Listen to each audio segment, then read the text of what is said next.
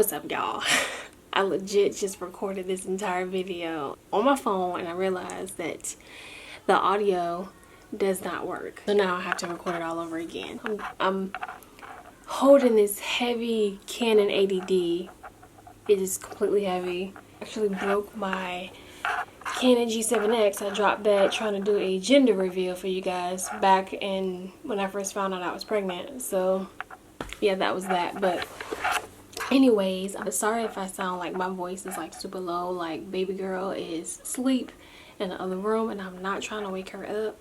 Like this is actually the first day I could actually come up here and record because I was able to put her down in her playpen while she's napping. And typically I have to hold her. She's actually like being really freaking awesome today. I'm able to put her down. I was able to shower and do everything I needed to do before my husband got home today. So that's been a blessing. But yeah, I just wanted to come up here and kind of give you guys an update as far as like what's been going on in life and where I've been and all of that. So yeah, let's go ahead and get started. So first things first, we moved. We are officially out of Texas. We're no longer Texans. We have moved to Charlotte, North Carolina. Part of the reason was because we did not feel like Texas was a place for us to put down roots. For me, it never felt like home. There was nothing wrong with it. Texas was amazing. There was a lot to do. It wasn't... Can you stop licking your balls? Hey, stop. Nasty dog. Luca, stop. No.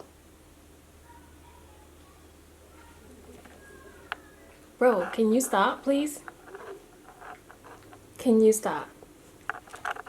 Please, I'm trying to record a video. But anyways, yeah, it just never felt like home for me. And also with all of like the trafficking and all that kind of stuff, I just didn't feel safe at a certain point. And I honestly had an experience myself where I was followed through a grocery store. So just having that happen, and then now we have a new baby girl, I just don't feel like Texas is the place for us, you know, to be raising a family and just all this going on in the world right now. And I know nowhere's safe really, but Texas is just one of those places. It's just way too big and it's just a lot happening. It just wasn't where we wanted to, you know, put those roots down. Also, I quit my job before we left. I decided not to go back, and that was actually a day before I was supposed to go back. They did not care about me at all. I just felt like another number. It was a lot. It was more so the unprofessionalism. It was instances where my supervisor, he accidentally texted me. I don't know who he was supposed to be texting, but he texted me talking about another employee. And I did mention that in one of my previous videos where I was venting about how I hated my job. It was, yeah, instances where that happened. I just felt like my manager was very unprofessional. I mean, cursing during meetings and all that kind of stuff. And the people were weird. Nobody really cared that I was pregnant. Nobody like congratulated me. They didn't throw a baby shower for me or anything like that. They didn't give me anything for my child. And don't get me wrong, I wasn't expecting anything. But at the same time, like most jobs do acknowledge, you know, that you're pregnant. I would text my manager and letting him know that, hey, I wasn't feeling good, you know, some days and I couldn't show up to work. He would never text me back. But they will mark me and give me points for missing the day. So you got my text message. You just didn't want to respond to me. And also, after having my child, they didn't even notice that I didn't show up to work for 2 days, you know. So I texted them 2 days later after having her, and I told them, hey, I had my baby. And that's when they realized that, you know, I wasn't at work for 2 days. And I did work from home, but at the same time, we do have a system where we log in every day and you can see who's logged in, and you know, either they didn't care or they just didn't notice. I'm assuming it was both. No, I'm assuming they didn't care because those mornings where I'm supposed to work or I was working, if I was late to get on the phones, I would get a text message telling me, hey, you need to hurry up and get on the phone. Yeah, they were rude too, you know. But anyway, so I'm just gonna assume they didn't care that I had missed days in work, or they automatically assumed that I was giving birth. But at the same time, you can't assume anything. You're supposed to do your job and see, you know, where's your employee. I could be dead somewhere on the sidewalk, you know, in the woods. But y'all didn't check to see, hey, is she okay? But anyways, I ended up texting them and telling them, hey, my daughter's, you know, here and whatnot. And that's when they want to try to ask all these questions like they really care and whatnot. Fake. They did the same mess when I had a meeting before I even gave birth. They acted like they wanted my registry and like they were going to give me something and asking like, hey, do you need anything and all that. So I gave them my registry, but they never got me anything. So, but I'm no longer with that company. I decided to leave. They didn't appreciate me. They did not care about me. And who wants to continue to work and be just another number at a company? So yeah, I decided to leave literally the day before I was supposed to go back. And what I got was, when I left and I sent them that my resignation was, thank you. No, I'm sorry to hear that. I wish you the best. And information on just be sure to turn your equipment in. That's all I got. That was it. You know, no thank you, no I appreciate your time here, no nothing. I just gotta, I'm sorry to hear that, wish you the best. That's it. So yeah, that made me feel a lot confident in my decision not to go back, because I really honestly, I was gonna go back and I was gonna work. You know, I was going back and forth with my husband like, hey, should I go back, should I go back? And it was just an ongoing like thought, like, should I go back and at least work? But then I was just like, every part of me was just like, no, for what? So I never went back. So that's that.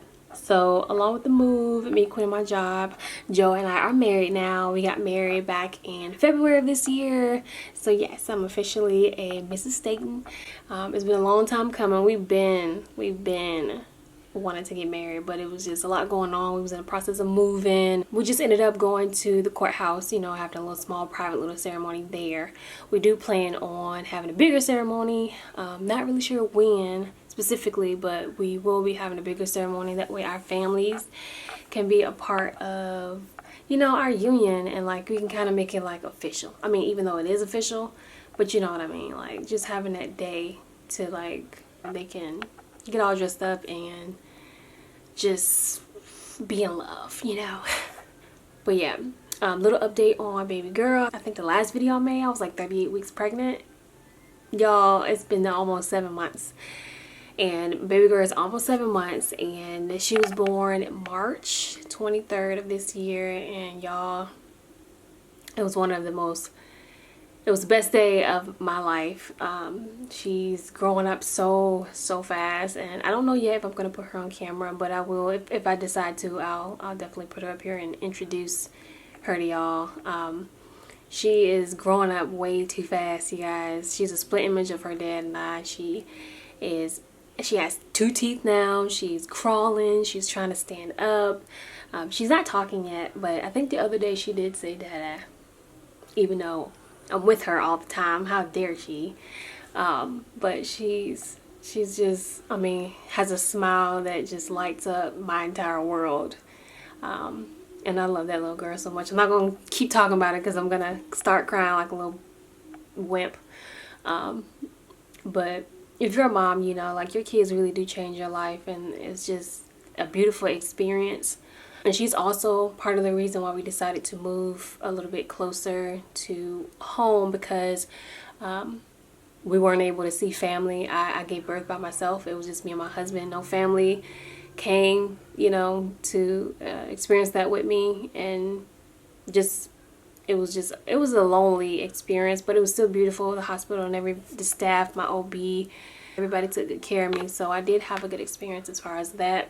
But just not having family there to experience that with me, and then coming to see me, and just being there in my early moments with the baby, just really kind of sucked. I got through it. My husband was definitely my rock. It was moments where I did cry a lot.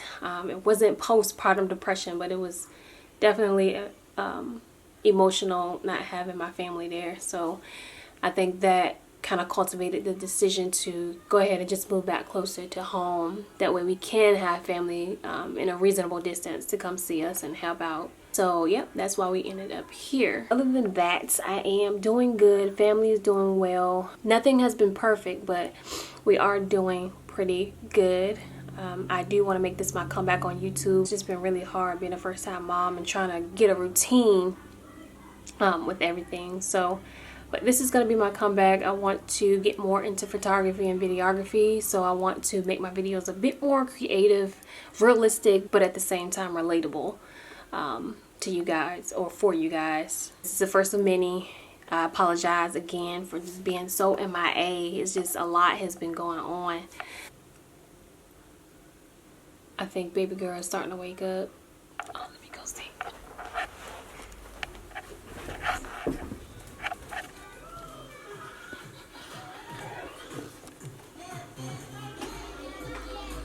Hello. Hey. You're up? Are you up? Hello. Hey, mommy.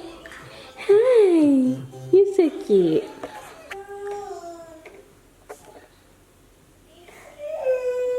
I'm gonna have to go because she needs me now, and I love y'all, and I'll see you guys in my next video. Bye.